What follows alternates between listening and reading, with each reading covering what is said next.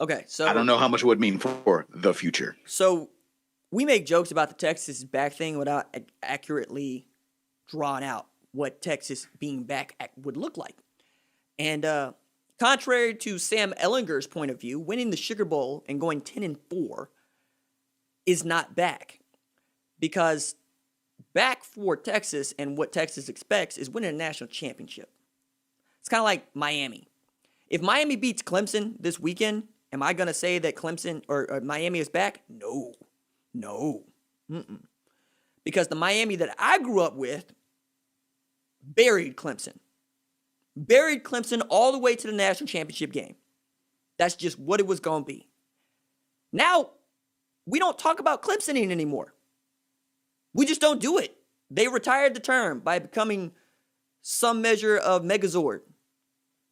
You know? I don't really think Texas folks understand what it would mean to be back, because they would not be able to do anything else other than get drunk on power. Because that's also the thing about Texas.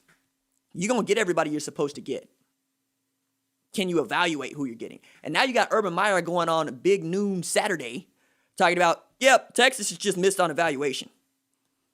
They're getting guys, they're just getting the wrong guys.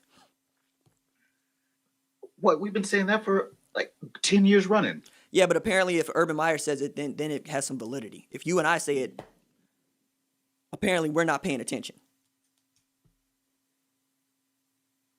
I don't know where your level of tinfoil hatness is if you say, wow, Texas has just not been getting the type of players that you would expect a Texas that is back to have. While also looking at all the schools in Texas that have just been throwing players into the NFL with reckless abandon.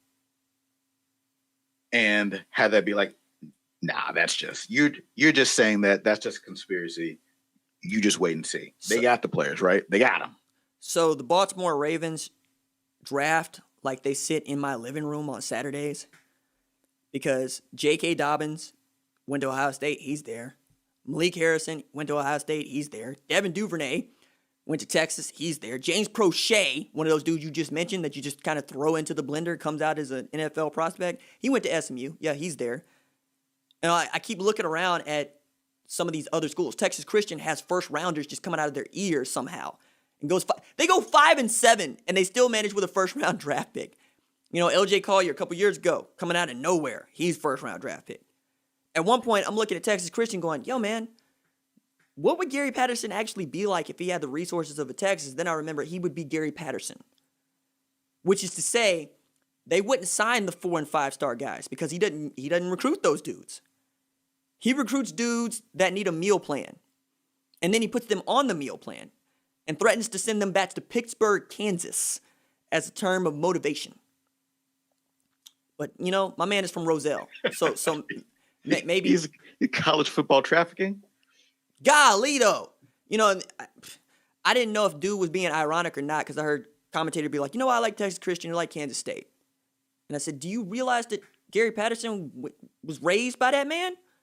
Everything you know of Kansas State football, Gary Patterson was raised by that man in football. Like, of course. Matter of fact, a couple years ago, when Alex Delton was transferring his grad transfer to Kansas State, Bill Snyder said, I think you should go to TCU. I think that's going to be good for you. I look at Gary Patterson and I say, man, you were one hell of a defensive coordinator, but I don't know about head coach. Because you got Doug Meacham out there trying to get Max Duggan killed on every play.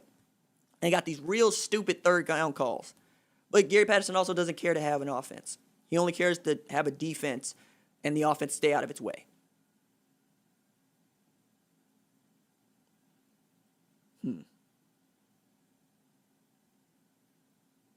Okay. One more thing that I put in the headline that I got to get to.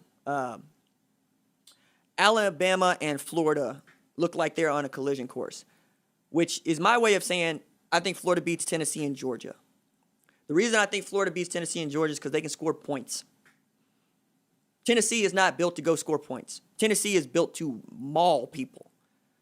They ran a 7 offensive line jumbo set on Saturday. They go 4 and 5 stars across. They got 2 tailbacks that could carry the mail at Alabama if they wanted to. They got a quarterback that nobody trusts. Georgia is defensive football. Stetson Bennett is just there to make sure that you give the defense time to rest up to go be the defense once again. Florida and Florida Kyle are destroying people. Have you been paying attention to what Kyle Pitts has done the last couple of weeks? No. So Kyle Pitts got something like 10 TDs and has gone from being, we think, tight end number one to absolutely tight end number one. But he's a wide receiver, right? Like, I'm under the impression that Megatron's a tight end. They just had him play wide out, right? Because with that body, 6'5", 245. If I told you that I had 6'5", 245 and ran 4.3, yes, you're going to put him in flanker. You're not going to call him a tight end. But that's essentially what Kyle Pitts is. And Florida Kyle has been combining for some outstanding stuff. And now they've gotten better. They add a 5-star transfer in DeMarcus Bowman for next season. So they're going to be 6 deep at tailback. And you know what Florida fans are saying? Can we get some defensive 5 stars, just like everybody else? That made me feel good to find out that Florida lives that Oklahoma life of, yo, enough with the offensive blue chips. Let's get the defensive blue chips. And then you got to remember, you got Todd Grantham, whose play call is blitz. That's his play call. That's the one he knows. That's the one he trusts. No. Just send the house. This quarterback is actually pretty good against the blitz. It's what I run. So what's your philosophy here? Get the ball back to the offense as quickly as possible. So we can accomplish that one of two ways. We can take it away, or we can let them score. Either way, Dan Mullins, here's the ball. More possessions, more drives. Isn't that what you want? Because like Florida kind of resembles Nellyball in that way. It does. No. We want to get shots off as quickly as possible so we can get more shots off. That's a fair assessment of Nellyball.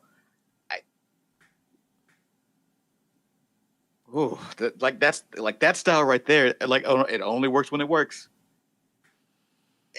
And are you saying that they're doing that, or that's just what it looks like? That's what it looks like. What Dan Mullen actually wants to do is run basketball on grass. He ain't got a quarterback that can run. He got a quarterback that can pass, and he's adapting.